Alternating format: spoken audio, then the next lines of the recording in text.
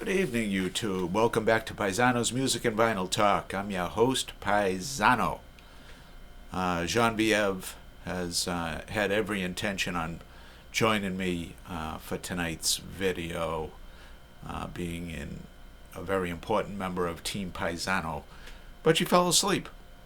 Okay, she had a little sleepover last night with two other young ladies, and I'm sure they were up way past midnight if I know them. You know, having a pillow fight, talking about boys, telling scary stories, that kind of stuff. Alrighty, let's talk about the James Gang and their 16 greatest hits, it's called. Now, the James Gang was pretty much just getting started at this point, but they had kind of a interesting tenure. They made three studio albums with Joe Walsh before they started changing members, and they changed quite a few members, mainly in the guitar and vocals department. Dale Peters on bass and Jim Fox on drums stayed with them, under the James Gang umbrella for quite a while. Very underrated rhythm section, no doubt. Jim Fox was a great drummer. You never hear him mentioned with the great drummers of the 60s and 70s, but he was definitely one of the best. Fantastic drummer. And these 16 greatest hits are strictly from the three albums that Joe Walsh did with them as a guitarist and vocalist. And like I said, the three albums they're taken from are called Your Album, James Gang Rides Again, and Thirds. And as the title says, it's 16 greatest hits. Came out in 1973 on ABC Records. And let's go over the track listing. Side 1, Walk Away, Funk 49, Midnight Man, and The Bomber. Side 2 of record 1, Ya Dig, Stop, Thanks, White Man, Black Man. Side C of record 2, Woman, Again, Take a Look Around, and Funk number 48. And the final side of record 2, Tend My Garden, There I Go Again, Ashes, The Rain, and I, and Collage. They really stretch out on a couple of these. Some of them seemed endless, especially Stop, and a long extended outro with a lot of guitar. And Joe Walsh, let me tell you something, he can't sing the ballads. The ballads were almost painful to listen to on this. His voice is not made for ballads. He's a rock and roll guy. He never sounded better than on Walk Away, Funk 49. And my favorite James Gang song, The Bomber. I've never heard The Bomber on the radio. The only place I've ever heard it is on this album, and I absolutely love that song. Fantastic. Joe Walsh, of course, went on to join the Eagles as a second guitarist to Don Felder, and had a moderately successful solo career. You hear some of his solo songs on the radio.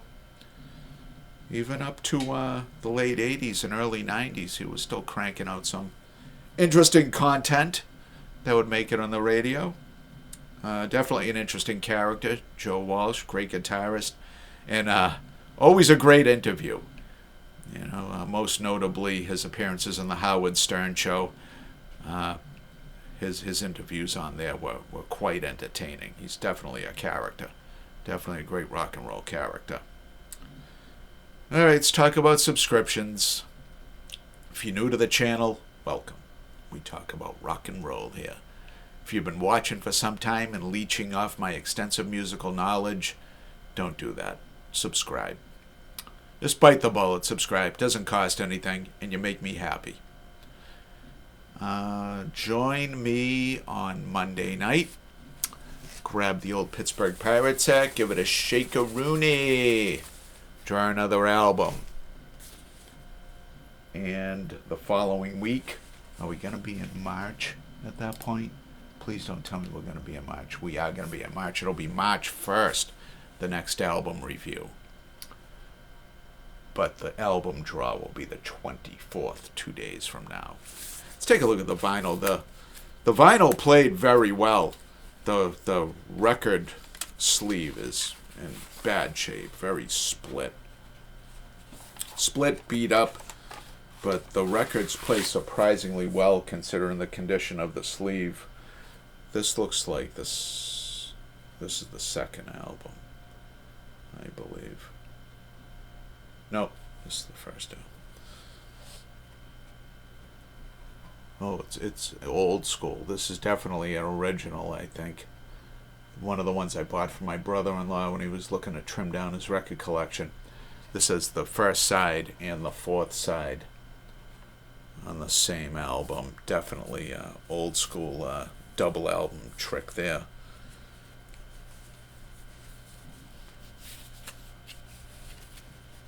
Saw the front of it.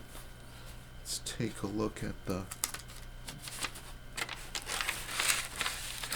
back of it. It doesn't open up. It's not a gatefold sleeve. It's the back of it with a track listing and a kind of a photograph of the band as they were.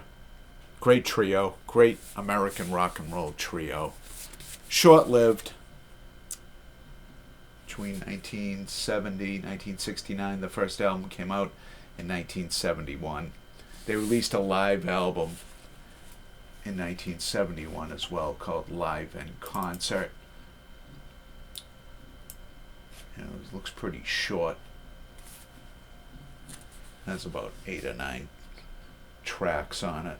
This is when Joe Walsh was still with them. Then he took off and he was replaced. Tommy Bolin had a short stint in this. You Tommy Bolin fans, one of rock's great guitarists had a little stopover, made an album or two with Dale Peters, and he might have just made one album. I don't know, but yeah, that's all I get to say about this one. Thank you for tuning in. Until Monday night, YouTube. Thank you, and good night.